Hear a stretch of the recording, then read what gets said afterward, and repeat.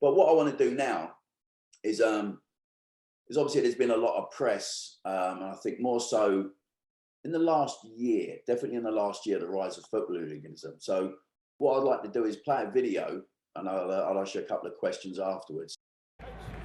Football-related violence in the UK is escalating, with the police concerned that the English game is in danger of returning to the dark days of the 70s and 80s.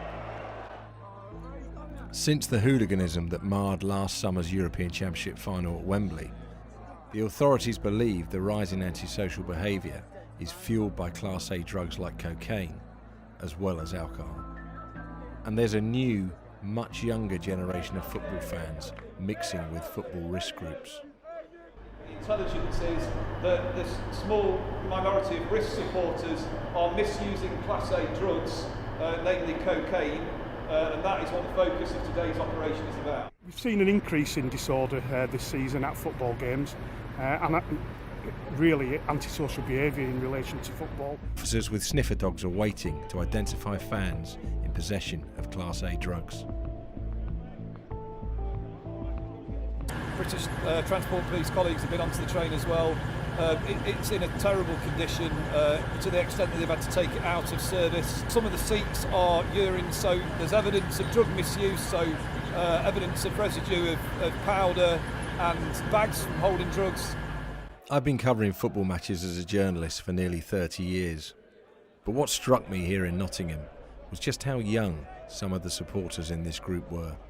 Looking no older than 14 or 15, perhaps even younger. That's not unusual. I mean, you might find there were a few that were younger than that. Over a single weekend in Nottingham, we saw evidence that some of the disorder is indeed being fuelled by Class A drugs. We saw how fans trashed a train and terrorised passengers and rail staff.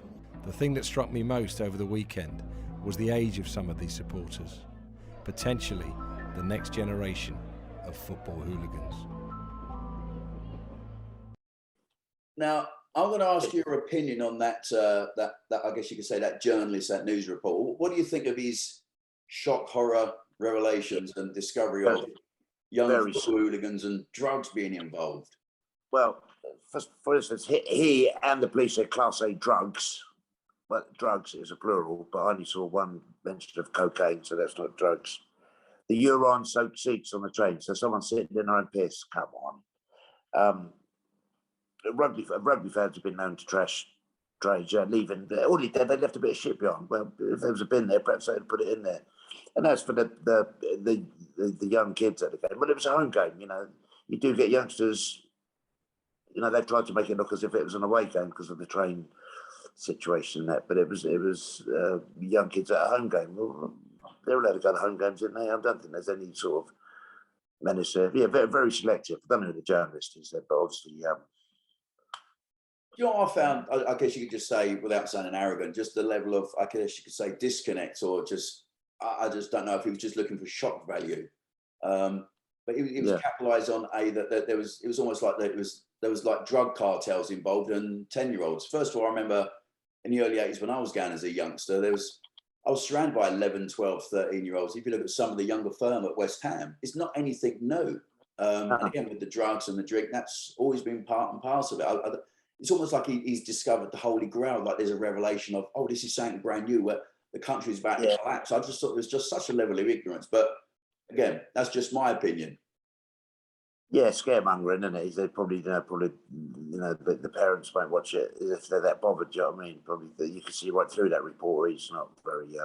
Must be his first assignment or something. But get out in the real world, isn't it? See what's really going on, isn't it? Yeah, I just thought it was somewhat humorous. So yeah, I mean, what was it you wrote about in your book, Rolling with the 657? You mentioned that as well, quite detailed about the whole drugs and the youth of football. It's nothing new. Again, it reminds. You remember when the old rave scene come out? What was it, 85, 86, when it started hitting the press?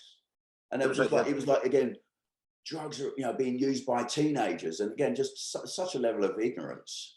But this was written in 2003. The favoured tipple today is cocaine, and at most other functions attended by the chaps. Here and in other cities, the toilets are always very busy.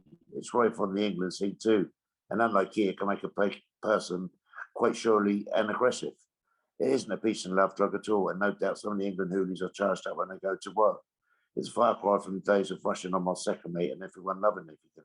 Yeah, that was written in 2003. You know, it's not a new thing. We know it's not a new thing.